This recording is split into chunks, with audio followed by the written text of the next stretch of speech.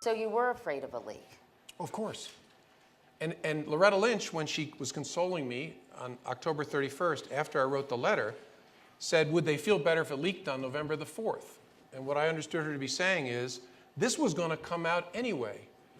But my view was, I can't make a decision about something of this incredibly importance by assuming it's going to leak. I have to own the decision on behalf of the institution and offer the Attorney General the opportunity to help me make it. So she consoled you. Yeah. What did she say? She hugged me. And I'm an awkward hugger to begin with, but We've seen that in the Oval Office, Yeah. actually.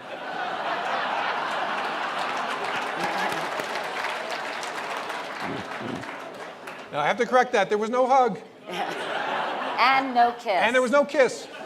But yeah, she hugged me, and then she said, you asked me how, I've known Loretta a long time and really like her, and I think she really likes me. She hugged me and said, how are you doing? I said, it's a complete nightmare. It's the worst thing I've ever been involved in. And she said, and I said, explained, I said, what choice do I have?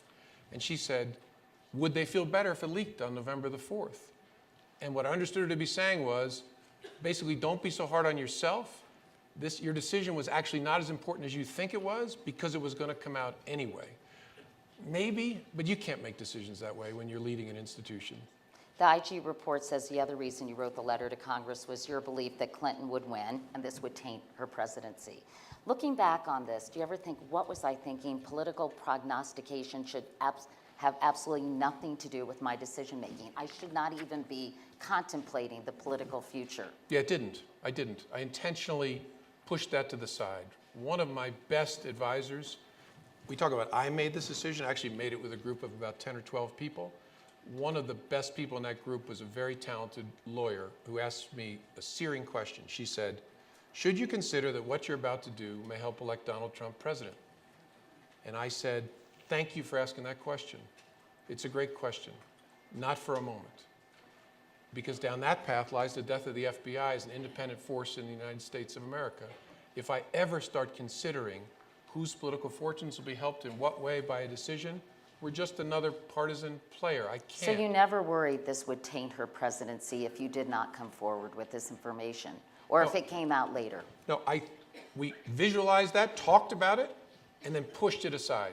Now, what I've done in the book, which they tell me is a mistake for a Washington book, I've tried to be introspective and ask myself that, could it have affected me that the whole world assumed she was going to be elected president? And the honest answer is, of course. I was making that decision in an environment where everyone thought she was going to win, but I don't remember consciously thinking about it. And honestly, it wouldn't change the decision.